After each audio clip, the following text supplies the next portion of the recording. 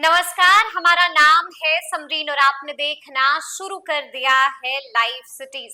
देखिए, आप देख रहे हैं लाइव सिटीज का विशेष कार्यक्रम सुबह की चाय। देखिए, आज के वीडियो में कई अहम मुद्दों पर चर्चा होगी। हम आपको बताएंगे कि आज का दिन वाकई में काफी महत्वपूर्ण होने जा रहा है। आपको बता दें कि आज बिहार बीजेपी की कोर कमेटी की बैठक होने जा रही है। बैठक क्यों होगी, इस पर भी हम आज के वीडियो में बातचीत करेंगे। देखिए, हम आपको ये भी बताएंगे कि बीते दिन की सबसे बड़ी खबर रही थी कि अचानक से तेजस्वी यादव मुकेश सहनी से मिलने पहुंचते हैं। बंद कमरे में उनकी मुलाकात होती है और वहां से क्या कुछ खबरें निकल के आई हैं, इस पर भी चर्चा होगी। देखिए, इस वीडियो में हम आपको ये भी बताएंगे कि मौसम विभाग ने बड़ा अलर्ट जारी कर दिया है। क्या कुछ अलर्ट जारी किया है, इस पर भी बातचीत होगी। हम आपको ये भी बताएंगे कि एसडीएम ने क्या कुछ कहा है। देखिए, आपको मालूम है कि खान सर की कोचिंग में ताला लगा है और उसको लेकर एसडीएम का बड़ा बयान आया है। क्या कुछ कहा है एसडीएम ने, उस पर भी बातचीत होगी। इधर शिक्षा विभाग ने भी बड़ा पत्र जारी कर दिया है। क्या कुछ लिखा गया है इस पत्र में, ये भी हम आपको बताएंगे। और अंत में बात होगी चिराग पासवान की भी।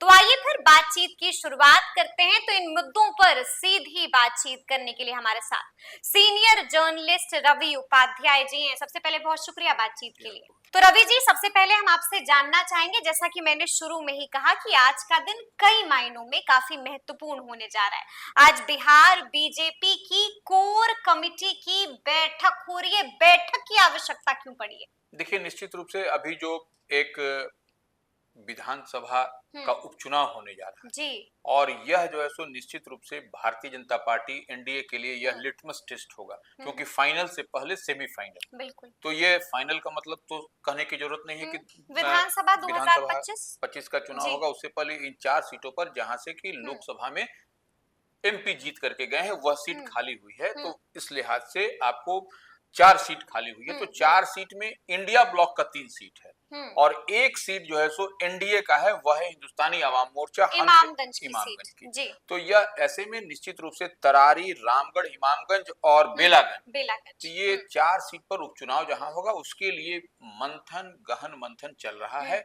और जिस तरह से एक दिन माने कल जो है सो भाजपा की कल बैठक हुई थी। प्रदेश अध्यक्ष, नए जो प्रदेश अध्यक्ष हैं डॉक्टर दिलीप जायसवाल ने बैठक ली थी। बड़ी बैठक हुई थी, उसमें भी इन 4 सीटों पर ही जो है सो माने मंथन हुआ है। मंथन हुआ है, रणनीति बनी है इस पर। यानी कि अभी से एक्टिव हो गए हैं दिलीप जायसवाल। निश्चित रूप से। और देखिए, आज जो है सो भाजपा के बिहार मामलों के प्रभारी जो है सो विनोद तावड़े, वह आ रहे हैं।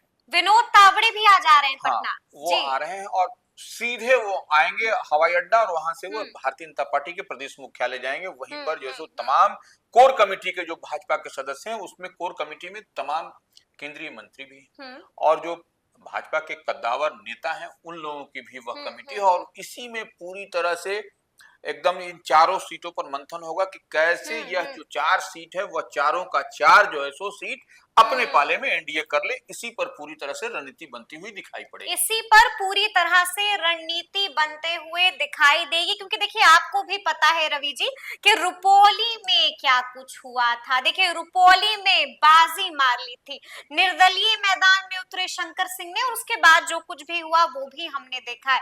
यानी कि अब बीजेपी कोई भी चूक करने के मूड में नहीं है। निश्चित रूप से। देखिए, जैसे तरारी की सीट की हम लोग बात करें तो तरारी आरा लोकसभा में पड़ता है और वहां से जो सो किस तरीके से वो हम भाकपा माले के विधायक वहां से जीते हैं, सुदामा प्रसाद, और वो आर के सिंह को हार शिकस्त खानी पड़ी है। यह वहां से 1 नंबर। उसके रामगढ़ में जिस तरह से रामगढ़ पड़ता है बक्सर लोकसभा में, तो वो वहां से वो सिटिंग एमएलए हैं सुधाकर सिंह, जगतानंद सिंह के पुत्र हैं, जो राष्ट्रीय जनता दल के एमपी हो चुके हैं। हाँ, तो वो एमपी हैं, तो वह सीट भी खाली है, वहां पर भी होगा। इमामगंज की हम बात करें, जीतन राम मांझी वो एनडीए के फोल्ड में है, तो वह 1 सीट वहां खाली हुई है। और एक है बेलागंज, सुरेंद्र प्रसाद। सुरेंद्र यादव की है जी। सीट, वह भी एमपी हो गए हैं, तो वह सीट पर भी अब क्या होगा इसके लिए, तो यही सब सीट, चारों सीट को अपने पाले में करने के लिए पूरी मुस्तैदी के साथ ये लोग लगे हैं और इस लगे पर हुए वर्क हैं। भी हो रहा है। वर्क भी हो रहा है। अच्छा, हम आपसे ये भी जानना चाहेंगे कि क्या कोई नाम की भी चर्चा हो रही है कि इस बार पहलवान एनडीए की तरफ से कौन-कौन मैदान में हो सकता है? देखिए, नाम तो कई नाम है, कई नाम कई है नाम है, जी। लेकिन इस पर अब फाइनल जो है सो टच किसको मिलना है। अब तो पहले जैसे जेडीयू खाते में कौन सीट जाएगी, बिल्कुल, अब बिल्कुल। अब भाजपा के खाते में कौन रहेगी, हिंदुस्तानी अवाम मोर्चा के खाते में आपको कौन। तो मालूम ही है कि पशुपति पारस ने भी बड़ी मांग कर दी है बीते बिल्कुल दिनों। बिल्कुल, मैं पशुपति जी, पारस ने सुनील पांडे के नाम की चर्चा की है, बिल्कुल, क्योंकि बिल्कुल। पिछले चुनाव में जब अलग भारतीय जनता पार्टी अलग लड़ी थी और ये लोग सब लोग अलग अलग लड़े थे, तो उस लिहाज में वह निर्दलीय ही सुनील पांडे वहां से लड़ गए थे बिल्कुल और जी। कम मार्जिन वोट से वह उनकी हार हुई हार थी। हुई थी। तो इस लिहाज से वो, और पशुपति पारस निश्चित रूप से एनडीए के वो पार्टनर हैं, तो वह उनका डिमांड है कि वो एक सीट, तरारी की सीट उनको मिले। तो अब देखने वाली बात होगी कि वह सीट, तरारी की सीट किसको जाती है। किसको जाती है। बिल्कुल। बिल्कुल, मतलब कि मंथन हो रहा है, मंथन हो रहा है और आज भी हाई लेवल मीटिंग हो रही है बिहार बीजेपी की। तो अच्छा, हम आपसे अब ये भी जानना चाहेंगे, अब हम दूसरी खबर का रुख करेंगे रवि जी। जैसा कि मैंने शुरू में ही बताया कि बीते दिनों सबसे बड़ी खबर रही कि अचानक से एकाएक मुकेश सहनी से मिलने पहुंचते हैं नेता प्रतिपक्ष तेजस्वी यादव। इस मुलाकात के बाद कई तरह की चर्चाएं हो रही हैं। इस मुलाकात को आप कैसे डिकोड कीजिएगा? देखिए, निश्चित रूप से जो मुकेश सहनी, जो विकासशील इंसान पार्टी के राष्ट्रीय अध्यक्ष हैं और महागठबंधन के वो अलायंस पार्टनर बिल्कुल, हैं, बिल्कुल। घटक दल जी, हैं, जी। तो वो उनके पिता जीतन सहनी की पिछले दिनों जिस तरह से निर्मम हत्या कर दी गई थी, तो वह तेजस्वी उनके घर, उनके गांव जो दरभंगा में है, वह नहीं जा सके थे। तो यहाँ उनके पिताजी गए थे, जी, लालू प्रसाद बिल्कुल, यादव गए बिल्कुल, थे, बिल्कुल, बट वो बिल्कुल। नहीं गए थे। तो यहाँ पर पटना जब आए हैं सन ऑफ मल्लाह मुकेश सहनी, तो वो उनसे मिलने उनके घर पर पटना में गए और जाकर के मिले। तो देखिए, यह कयासबाजी चल रही थी कि भारतीय जनता पार्टी के कई बड़े नेता कई चले गए, तो अब लगता था कि जैसे मुकेश सहनी फिर अब उधर तन मन डोल रहा है उनका। बिल्कुल, कई नेताओं ने तो खुला ऑफर कैमरे पर ही दे दिया था मुकेश सैनी को। बिल्कुल। यानी कि इसी के डर से भागे भागे तेजस्वी यादव मुकेश सैनी के पास पहुंचे। हाँ, निश्चित रूप से इसको ऐसे भी देख सकते हैं, लेकिन ऐसे भी देखा जा सकता है कि जब वो नहीं थे, तो अब आए हैं मुकेश सहनी यहाँ पटना में, तो वह उनसे तेजस्वी अस्वस्थ भी थे। जी, लेकिन रवि जी, बात तो वही हो गई ना कि बड़ी देर कर दी हुजूर आपने आते आते। देखिए, बड़ी देर कर दी। देखिए निश्चित जी। रूप से राजनीति में एक बात तो समझना है, गैप नहीं छोड़ा जाता। गैप नहीं छोड़ा अगर जाता। गैप हो जाता तो वही बड़ी खाई बन जाती है। तो इस बात को तेजस्वी भी, इस बात को महसूस समझते हैं। किया, हाँ, जी। समझते हैं, और वो इस बात को महसूस किया, तभी वो पटना में भागे भागे वो पहुंचे और जाकर के उनसे बहुत देर तक बातचीत भी की। और देखिए, लाइव सिटीज ने भी उनसे एक्सक्लूसिव बातचीत की है और उस बातचीत के दौरान तेजस्वी ने बताया है कि उनकी तबीयत ठीक नहीं थी। वो वायरल इन्फेक्शन जो है उनको हो गया था, जिसके बाद वो नासाज चल रहे थे। बिल्कुल, देखिए वही हम कह रहे हैं, तो उसी लिहाज से उनके पिताश्री जो लालू प्रसाद यादव गए थे, उनके जो श्रद्धांजलि सभा कह लीजिए, या जो भी वहां पर हुआ था सन ऑफ मल्लाह के पैतृक गांव में, दरभंगा में, तो यहाँ पर वो नहीं जा सके थे। इसी को पाटने के लिए तेजस्वी यहाँ पर आए हैं, और यही उनकी ये पॉलिटिक्स, देखिए पॉलिटिक्स में क्या होता है, यही जो है सो मास्टर स्ट्रोक होता है। तो ये वहां पर उन्होंने आके अपनी चूक को, भूल को, जो भी हो, तो वो उसको उन्होंने पाटने का काम किया, पाटने का काम किया है। चलिए, अब हम अगली खबर का रुख करेंगे रवि जी। हमने बताया है कि मौसम विभाग ने भी बड़ा अलर्ट जारी कर दिया है।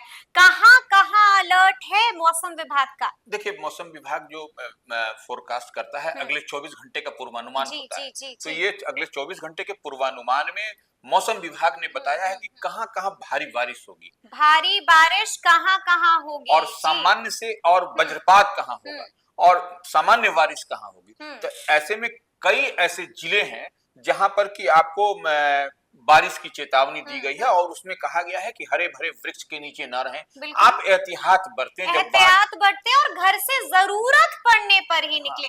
जरूरत नहीं है घर पर रहें। देखिए, हेवी जब रेन हो रहा है और जब उसमें बादल कड़क रहा है, बिजली चमक रही है, तो ऐसे में निश्चित रूप से जो ग्रीन वृक्ष का जो एहतियातन जो बताया गया है, उसके आपको आसपास नहीं रहना चाहिए, आपको अपने उसमें छत के नीचे रहना चाहिए। तो वही जो है सो अगले 24 घंटे में जो चेतावनी दी गई है, उसमें कई सारे जिले, हम चाहेंगे कि वो जिलों का नाम भी अब आप देखिए बताइए। भागलपुर है, जमुई है, खगड़िया है, बेगूसराय है, जी। तो इस तरह के सब तमाम जिले हैं जहां हाँ, पर हाँ। आपको अलर्ट किया गया है। बड़ा अलर्ट मौसम विभाग ने जारी कर बिल्कुल। दिया है, लेकिन इसी बीच रवि जी एक और खबर आई है, दुखद खबर आई है कि वज्रपात से वज्रपात से, जी। कई लोगों की मौत हुई है। हाँ, ये जो एक तो ऑफिशियल भी उसमें आता है हम्म। कि वो 8 लोगों की मौत हुई है। 8 लोगों की हाँ, मौत 8 हुई है लोगों की जी। हुई है। वो जो सो औरंगाबाद है, नवादा है, हम्म। पटना है पटना और है, सारण है। सारण है, हाँ, जी उसमें जी। तो इसी तरह से सब जगह हम्म। मिला के 8 लोगों की हम्म। मौत हुई है और यह वज्रपात से मौत का जिसके बाद कारण। मुख्यमंत्री नीतीश कुमार ने भी बड़ा पत्र जारी किया है। देखिए बड़ा पत्र वो तो दुखद है और उनको हम्म। 4-4 लाख रुपए जो वज्रपात से मरे, हम्म। उनके 4-4 लाख रुपया सीएम राहत कोष से वह वो मिलेगा। वो मिलेगा उन लोगों मिलेगा को, जी। उसमें कहीं कोई दिक्कत नहीं है। लेकिन हाँ, हम्म। आपको मौसम विभाग की चेतावनी जो अगले पूर्वानुमान में बताता है, बताया गया है, उसमें आपको एहतियात बरतना पड़ेगा और जब इस तरह से कड़क भरी बिजली जब चमके बिल्कुल। तो आप जो है सो अपने आप को सुरक्षित रखिए, सुरक्षित अपने आप रखिए। को सुरक्षित रखिए, बिल्कुल, सावधान रहिए और अलर्ट रहिए। बिल्कुल। देखिए, हम आपसे ये भी जानना चाहेंगे, एक और खबर आई थी बीते दिन। देखिए, हमें पता है कि किस तरह से दिल्ली में घटना हुई थी और किस तरह से उसके बाद पटना प्रशासन भी पूरी तरह से अलर्ट हो गया था रवि जी। देखिए, बीते दिन एसडीएम का भी बड़ा बयान आया है। खान सर की कोचिंग पर ताला क्यों लगा है, इसको लेकर एसडीएम ने बहुत कुछ बताया है। क्या कुछ बताया है देखिए एसडीएम ने? एसडीएम जी। जो जगह जगह छापेमारी कर रही है, माने वही दिल्ली वाली जो दुखद घटना घटना है है, उसके हाँ। बाद से, तो यह वही नॉर्म्स कौन कौन से कोचिंग संस्थान फुलफिल नहीं कर रहे हैं, जो गाइडलाइंस हैं उस गाइडलाइंस के तहत कौन कौन कोचिंग संस्थान, मापदंडों पर कौन खड़ा नहीं उतर रहा है। हाँ, तो वही जी। मापदंड की बात है, जो गाइडलाइंस है, जो नॉर्म्स है, हम्म। जो आपको उसका अगर आप फुलफिल नहीं कर रहे हैं हम्म। तो वही जांच हो रही है। उसी के लिए 1 महीने का कमोबेश समय दिया गया है, समय बिल्कुल दिया जी गया है जी। कि आपके पास में अगर वो पेपर पूरा नहीं है, उस पेपर को बना लीजिए, हम्म। वो गाइडलाइंस के तहत अपने आप कोचिंग संस्थान को कर लीजिए, हम्म। फिर आप संचालित करिए, किसी को कोई दिक्कत नहीं है। उसमें कई सारे प्रावधान है, माने उसमें नियम कायदा है, जैसे कि पार्किंग होना चाहिए, स्पेस होना बिल्कुल, चाहिए, बेसमेंट में क्लास नहीं चलनी चाहिए, बेस ओवर क्राउडेड आपकी क्लास नहीं होनी 300 स्क्वायर चाहिए। फीट का वो बिल्कुल बिल्कुल सब जी। है और अग्निशमन रजिस्ट्रेशन सबसे हाँ, इम्पोर्टेंट है। रजिस्ट्रेशन तो मस्ट है, उसके मस्ट बाद है। ही आप स्टेप आगे बढ़ जी सकते हैं। जी जी। बिल्डिंग जो है उसका बायलॉज क्या कहता है, बिल्कुल तो बिल्कुल वह सब बिल्कुल जी। उसको आपको देखना पड़ेगा और फायर के लिए क्या आपने प्रबंध कर रखा है अपने संस्थान में, तो यह और उसके बाद से इन और आउट, इन और आउट ये जी। गेट भी 2 तरह का चाहिए, तभी जाकर के आपको एनओसी मिलेगा। वही एनओसी आपको दिखाना है, वही एनओसी का डिमांड। खान सर की कोचिंग पर ताला क्यों लगा है, इसको लेकर भी हाँ, एसडीएम का बड़ा बयान देखिए आया है। खान सर का कोचिंग, देखिए वैसे वैसे कोचिंग जो अभी मान लीजिए वो मापदंड पर नहीं है या फिर वो रिक्वायरमेंट जो चाहिए वो नहीं है, तो वो इसलिए इस लिहाज से वो शट डाउन किए हुए होंगे लोग, कई सारे लोग जो अपना अपना शट डाउन कर रहे हैं। अगर एडमिनिस्ट्रेशन जा रहा है वहां पर पेपर देखने तो उनका पेपर इनकम्प्लीट है, तो इस लिहाज से कोचिंग, ताकि वो मापदंड पूरा कर ले हाँ, और उसके बाद अपनी इसी कोचिंग लिहाज से वो ओपन करे। शटर डाउन है। जी जी जी। तो इसको लेकर एसडीएम ने भी यही कुछ बताया है। हालांकि उन्होंने ये साफ कर दिया है, स्पष्ट कर दिया है कि हमने उस कोचिंग पर ताला नहीं लगाया है। ये बड़ी बात है। बिल्कुल। चलिए रवि जी, हम आपसे ये भी जानना चाहेंगे कि शिक्षा विभाग ने भी बड़ा आदेश जारी कर दिया है। क्या कुछ कहा गया है शिक्षा विभाग के आदेश में, हम चाहेंगे कि वो आप हमें बताइए। देखिए ये जो खबर आ रही है वो भागलपुर से निकल कर, तो वो वहां पर कई ऐसे संस्थान हैं जो प्राइवेट हैं, प्राइवेट स्कूल्स हैं, वो उनके लिए है कि वो जो है सो यूडाइस कोड जो प्राप्त किए हुए हैं, उसके बावजूद वह जो है सो ई संबंधन जो पोर्टल होता है उस पर उन्होंने अपना आवेदन नहीं किया, रजिस्टर्ड नहीं किया है। इस लिहाज से ही उनको समय दिया गया है 10 तारीख तक कर देना है। 10 अगस्त अभी बिल्कुल तक आपको कर देना है, नहीं तो अगर यदि आप स्वीकृति नहीं लेंगे 10 अगस्त तो तक प्राइवेट स्कूल्स बंद हो जाएंगे। ऐसे प्राइवेट स्कूल जो अपना ई संबंधन पोर्टल पर नहीं लिया है तो उन पर कार्रवाई होगी, उन पर कार्रवाई होगी, गाज गिरेगी और ताला भी लग सकता है। यानी कि रवि जी, शिक्षा विभाग लगातार अलर्ट मोड में है, यानी कि जब से एस सिद्धार्थ ने प्रभार संभाला है तब से एक्टिव है। हाँ, निश्चित रूप से ये अब एक एक चीज को, एक एक नॉर्म्स को बारीकी के साथ देख रहे हैं। बारीकी के साथ नॉट ओनली इन पटना, आपको दूसरे डिस्ट्रिक्ट में भी आपको वह अप टू द मार्क होना पड़ेगा। होना पड़ेगा, नहीं अप टू द मार्क नहीं तो होइएगा गाड़ी चल नहीं हाँ, पाएगी। गाड़ी नहीं चलेगी, आपके संस्थान, जी। आपका जो भी स्कूल है वह बंद हो जाएगा। बंद हो जाएगा। क्योंकि जान के साथ खिलवाड़ किसी को करने नहीं दिया जाएगा। ये एकदम स्पष्ट गाइडलाइन है रूल को सरकार भी का। कोई नहीं तोड़ सकता नहीं, है, कोई नहीं। कोई नहीं तोड़ सकता है। यानी कि अब एक एक चीज को शिक्षा विभाग बड़ी ही बारीकी से देख रहा है और अब धड़ल्ले से, मैंने शुरू में भी कहा था कि अब धड़ल्ले से कार्रवाई भी हो रही है। चलिए अब हम अंतिम खबर का रुख करेंगे रवि जी। देखिए अंतिम खबर चिराग पासवान से जुड़ी हुई है। आज चिराग पासवान भी पटना आ रहे हैं, कोई विशेष कार्यक्रम है? निश्चित रूप से देखिए, वो केंद्रीय खाद्य प्रसंस्करण मंत्री हैं, बिल्कुल। तो यह एक बड़ी जिम्मेवारी चिराग पासवान के कांधे पर है। बिल्कुल जी। और वो बिहार से हैं, तो बिहार में निश्चित रूप से आपको फूड कोर्ट, फूड पार्क ये सब बनाने की बात है। Food village. हाँ, फूड विलेज बनाने की बात है, तो वह और प्रोसेसिंग की बात है, बिल्कुल, फूड प्रोसेसिंग। तो वो उनका जो विभाग है उसमें कई सारे आपको बेरोजगारी की जो समस्या है वह सॉल्व होती हुई दिखाई पड़ेगी। और वो खुद कहां से जीत करके आते हैं यह भी समझिए आप, हाजीपुर से जीत हाजीपुर से जी। तो हाजीपुर का जो एरिया जो है वो केला हो गया, आपको लीची हो गया, आम हो गया, तरह तरह का वहां पर है। तो वो निश्चित रूप से वह प्रसंस्करण मंत्री बने हैं, तो उनकी भी दिली ख्वाहिश, दिली इच्छा है कि बिहार में कुछ न कुछ हो। इसी लिहाज से आज वह आ रहे हैं और जो सो इंडस्ट्रीज गोल मेज बैठक है 11 बजे से 10:30 बजे, 10:30 बजे से। तो वो उस बैठक में जाएंगे एज ए चीफ गेस्ट। वहां पर अपना जो भी होगा वो बात करके इंडस्ट्री विभाग के लोगों से, यानी कि बड़ा तोहफा भी दे सकते हैं चिराग पासवान। जब बैठक करेंगे तो वो कुछ न कुछ लब्बो लबाब निकलेगा वहां से। यानी कि रवि जी चिराग पासवान जो मुसलसल कहते आ रहे हैं कि बिहार फर्स्ट, बिहारी फर्स्ट, अब इस काम में जोरों शोरों से लग चुके हैं चिराग पासवान। देखिए निश्चित रूप से बिहार फर्स्ट, बिहारी फर्स्ट तो अब तक उनका स्लोगन था, लेकिन अब जब ये वो मंत्री बन गए तो उनके कांधे पर एक बड़ी जिम्मेवारी भी आ गई है, तो वो उसको अब उनको एस्टैब्लिश करके दिखाना है। तो एस्टैब्लिश कैसे करेंगे? एस्टैब्लिश करने के लिए उनके पास नरेंद्र मोदी ने यह विभाग भी दे रखा है कि आप प्रसंस्करण के, आप फूड प्रोसेसिंग में आप काम करिए और बिहार को नंबर 1 बनाइए। और बिहार ही नहीं, अब तो पूरे देश में उनको बनाना है, लेकिन बिहार उनके उसमें टॉप प्रायोरिटी पर। और इसी वजह से चिराग पासवान आज पहुंच भी रहे हैं पटना। तो देखिए हम लोगों ने तमाम मुद्दों पर बातचीत की है और आपको बताया है कि आज के दिन क्या कुछ अहम होने वाला है। तो फिर ये पूरी बातचीत आपको कैसी लगी है, कमेंट करके हमें जरूर बताइएगा। तो ऐसे तमाम अपडेट्स के लिए ऐसे ही हमारे साथ बने रहिएगा और देखते रहिएगा लाइव सिटीज। बहुत शुक्रिया।